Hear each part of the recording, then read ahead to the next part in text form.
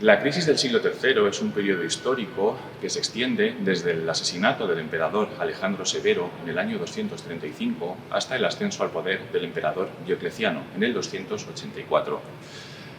Esta crisis del siglo III constituye en realidad un proceso mediante el cual el Imperio Romano se transforma y los historiadores lo interpretan como el inicio del tránsito hacia el mundo medieval, hacia la sociedad medieval. Frente a la crisis actual, la crisis del siglo III no se deriva de un hecho catastrófico, sino que se deriva de la concatenación de varios hechos, de varias circunstancias. Partimos de un momento de bonanza económica y de expansión territorial por parte del Imperio Romano. Una bonanza económica y una expansión territorial que se van frenando sobre todo a partir del reinado de Marco Aurelio, a finales del siglo II.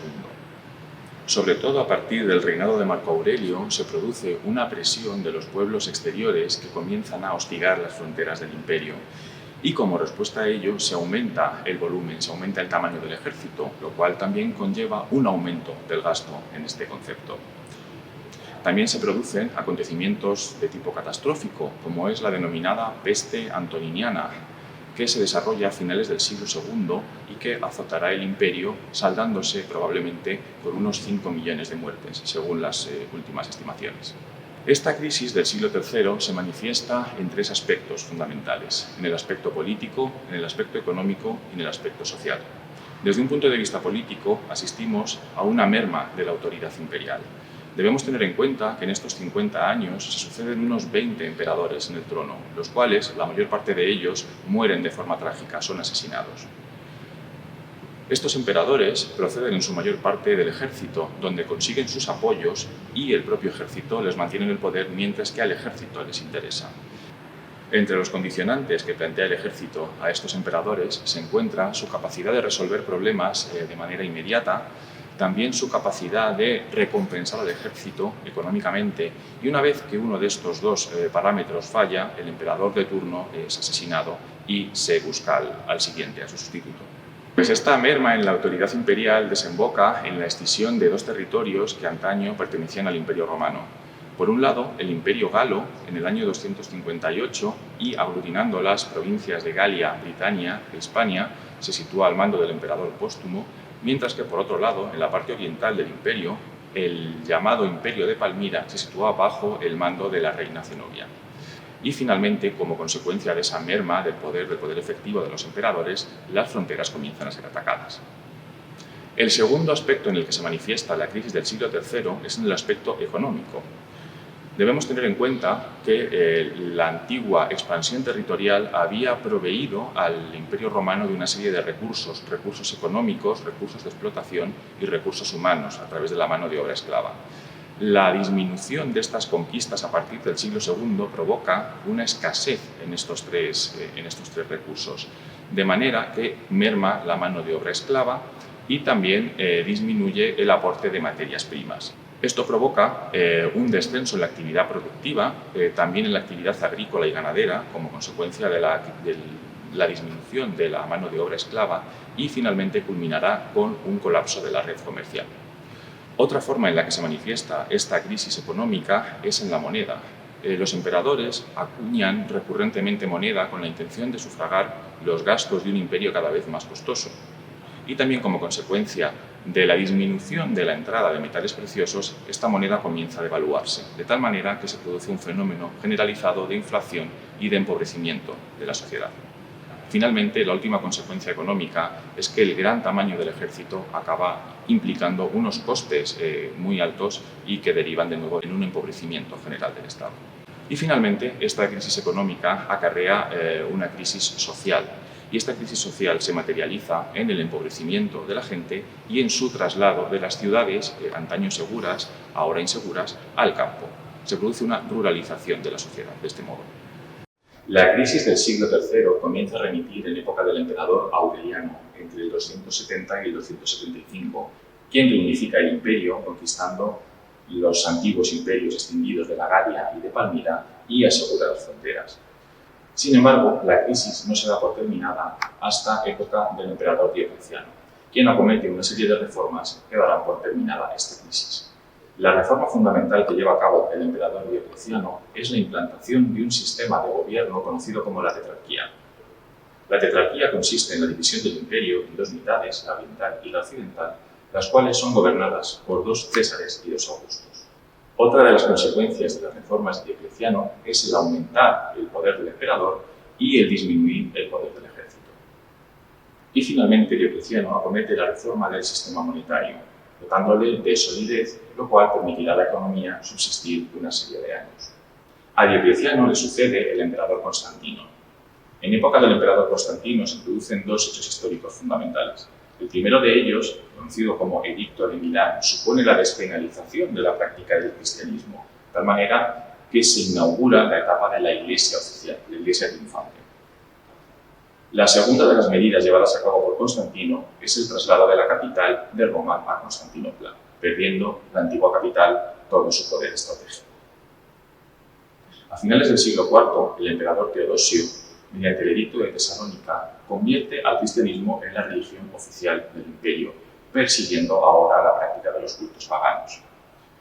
Y el mismo emperador, a su muerte en el año 395, dejó el imperio en herencia a sus 2 hijos, Arcadio y Honorio, dividiéndolo en sus mitades oriental y occidental.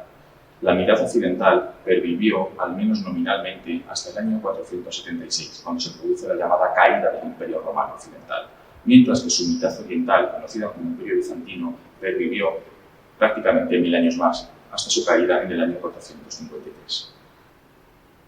Una de las consecuencias más destacadas de esta crisis del siglo III fue el traslado en masa de la población desde la ciudad hasta el campo, situándose bajo la protección de los terratenientes e implantándose un sistema de colonato, suponiendo la transición entre el mundo antiguo y la sociedad feudal medieval.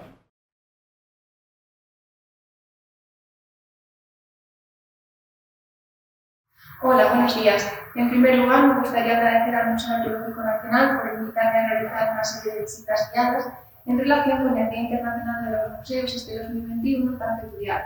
Precisamente el museo va a realizar unas visitas en referencia a crisis y cambios sobre 2 hechos históricos concretos. Yo me centraré precisamente sobre el esplendor y el surgimiento de la ciudad en época bajo medieval. No obstante, antes de analizar las características de ese florecimiento o despertar urbano, es necesario analizar y tratar las cuestiones o aspectos que llevarían posteriormente a ese despertar. Así vamos a ver que desde el siglo XI en adelante los diferentes reinos y condados hispano-cristianos van a asistir a un proceso de crecimiento, en el cual una de sus manifestaciones más evidentes va a ser la ampliación territorial. Posteriormente vamos a ver que la batalla de las Navas de Tolosa en 1212 supondrá un punto de inflexión en el avance de las fronteras cristianas sobre los territorios andalusíes. De hecho, precisamente en relación con esta conquista de los territorios por parte de los reinos cristianos, va a ir implícito la repoblación territorial. Dentro de esta repoblación podemos distinguir hasta 4 tipos diferentes. En primer lugar, hemos de destacar la presura, la cual se realizaría entre los siglos IX y X en la zona del Valle del Duero. En concreto, ya encontramos noticias a principios del siglo IX de pequeños campesinos que se van a asentar en zonas despobladas, realizando así una repoblación espontánea.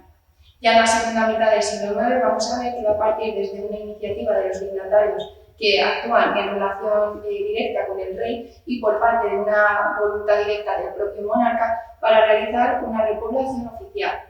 No obstante, la condición previa de la presura es que estos territorios tienen que estar no ocupados y por tanto despoblados. En segundo lugar, hemos de destacar una repoblación concejil, la cual se va a desarrollar principalmente entre los siglos XI y XII en los territorios al sur del Valle del Duero, el Valle del Ebro, Toledo y Cataluña. En este sentido, esta repoblación va a partir de una iniciativa real directamente sobre una población musulmana preexistente. Muchos de los concejos van a estar en zonas fronterizas, por lo que los reyes tienen que hacer concesiones muy importantes que puedan atraer así a la población, y dichas concesiones se van a plasmar en una serie de documentos, que van a ser las cartas Puebla y los fueros, que es la norma local, como por ejemplo el fuero de Sepúlveda. En tercer lugar, hemos de destacar una repoblación de órdenes militares, que se va a desarrollar en zonas como Extremadura o Castilla-La Mancha, entre otras. A estas órdenes se les va a conceder entre los siglos XII y XIII una serie de latifundios de tierras para que puedan explotar y trabajarlas y así ocuparlas. Por último, hemos de destacar, por tanto, como modelo regulador los repartimientos, que se van a desarrollar entre el Valle del Guadalquivir y el litoral valenciano. De hecho, con los repartimientos se trata realmente de asentar a población cristiana, fuera cual fuera su procedencia geográfica, en los núcleos cristianos ya conquistados. De hecho, precisamente, dentro de este modelo repoblador se van a configurar auténticos libros de repartimientos que van a ser un tipo de inventarios y que nos dan una gran cantidad de información. De hecho, con ellos se pueden estudiar los grupos migratorios e incluso el reparto de tierras o de casas. Así vamos a ver cómo las diferentes ciudades se van a asentar con una serie de garantías y facilidades y, por tanto, no encontraron impedimentos señoriales, para facilitar así su posterior desarrollo y surgimiento urbano a diferente escala. Así también cabe destacar que la repoblación va a tener una repercusión social y económica. En este último sentido, la moneda constituye una gran fuente de información. De hecho, precisamente hasta el siglo XI, los reinos cristianos van a utilizar o se van a basar en las monedas islámicas que van a circular por todo el territorio peninsular. Van a destacar así los dinares y las doblas. De hecho, no va a ser hasta finales del siglo XI cuando se comience a acuñar ya una moneda por parte de los reinos cristianos, y aún así cada reino utilizará un sistema monetario propio con sus tipologías, incluyendo así imágenes del rey, motivos regios y heráldicos. De hecho, hasta finales ya del siglo XIII, la moneda más característica va a ser la de vellón. Por ejemplo, en el museo encontramos diferentes ejemplares, como una moneda de vellón de Urraca, de Castilla y León. Así, para finalizar, hemos de destacar que diferentes ciudades, o un tipo de ciudades en concreto, se van a ajustar al modelo del despertar europeo del mundo urbano, como por ejemplo las zonas del Camino de Santiago o ciudades del Reino de Aragón. Así se va a proceder, por tanto, a una apertura a Europa y al Mediterráneo. Desde el siglo XI y XII en adelante vamos a ver cómo tanto en Europa y en la península ibérica se va a proceder así a un despertar o un renacer de la ciudad bajomedieval. Vamos a encontrar que estas ciudades se van a producir por un resurgimiento de ciudades romanas, una concentración de diferentes aldeas o creaciones de ciudades ex novo. No obstante, en cualquier caso, las ciudades van a tener una serie de rasgos singulares. En primer lugar, toda ciudad o urbe bajomedieval tiene que tener una muralla, como por ejemplo la de Ávila. En segundo lugar, normalmente una diócesis se corresponde con una ciudad, por lo que la ecuación de catedral igual a ciudad suele ser bastante determinante. De hecho, por ejemplo, en el museo encontramos elementos relacionados con las catedrales, como una pareja de hacheros de la Catedral de León o una campana de la Basílica del Pilar de Zaragoza. En tercer lugar, también cabe destacar que en la ciudad medieval se comienza en este momento a crear diferentes centros, escuelas o grandes universidades, como por ejemplo la de Salamanca. No obstante, en cualquier caso, uno de los rasgos fundamentales o principales en la ciudad va a ser la actividad que realicen sus habitantes. En este sentido, vamos a encontrar una división del trabajo y no solamente se van a realizar actividades agrarias, sino también una producción de manufacturas y un intercambio de mercancías, es decir, la artesanía y el comercio. Por otro lado, también en este momento en la ciudad va a comenzar a surgir un nuevo grupo social, que es los burgos o la burguesía, el cual va a llevar el centro económico al centro de la ciudad. En este sentido, cabe destacar que el rey va a ostentar el poder, pero sin duda va a estar mediatizado tanto por la Iglesia como por la nobleza. No obstante, va a acrecentar su protección hacia los burgos o la burguesía, ya que estos van a ser quienes financian las guerras en este periodo. Por otro lado, también cabe destacar que los trabajadores en este momento de la ciudad medieval van a desarrollar también funciones económicas específicas en relación con la producción de diferentes productos que van a ser elementales para la vida de sus habitantes. Por otro lado, vamos a ver cómo estos trabajadores realizan actividades comerciales que se van a transmitir en una serie de mercados y ferias, realizando así una actividad mercantil. Muchos de estos trabajadores van a compartir una serie de oficios que se van a agrupar y se van a asociar conformando así corporaciones denominadas gremios. En una de las vitrinas del museo encontramos una serie de azulejos que proceden del taller de Manises.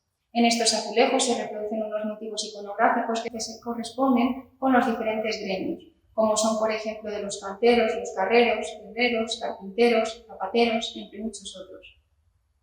Por otro lado, hemos de destacar que ya entre los siglos XIV y XV se va a iniciar un periodo de expansión comercial en zonas como en Castilla, en Aragón y en Navarra. En este momento, por tanto, es necesario acuñar monedas de mayor valor. De hecho, ya se van a abandonar la imitación de modelos islámicos y se van a centrar en modelos, por ejemplo, como los florines florentinos o los ducados venecianos. Así, por ejemplo, Aragón va a acuñar monedas de oro como los florines o los ducados, mientras que Castilla va a realizar un nuevo tipo de moneda, que va a ser el real de plata. Por ejemplo, encontramos también ejemplares en el Museo Arqueológico, como el real de plata de Alfonso V. No obstante, a partir ya del siglo XIII, a finales del siglo XIII, vamos a ver una serie de aspectos que parece desembocar ya en el siglo XIV en una auténtica crisis. Esta crisis va a ser tanto agraria, debido a las malas cosechas, como social, ya que vamos a encontrar una serie de sublevaciones y revueltas.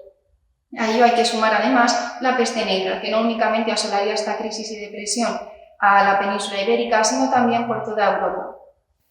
No obstante, en el siglo XV vamos a ver cómo se va a iniciar el proceso de recuperación en el ámbito agrario y ganadero, fundamentalmente. Esto se debe a que en la península ibérica comienzan a desarrollarse las denominadas ferias, como por ejemplo la de Medina del Campo o la de Burgos, que se inician a comienzos de este siglo o en las 2 primeras décadas. No obstante, ya en esta recuperación se va a producir en los albores de la Edad Moderna.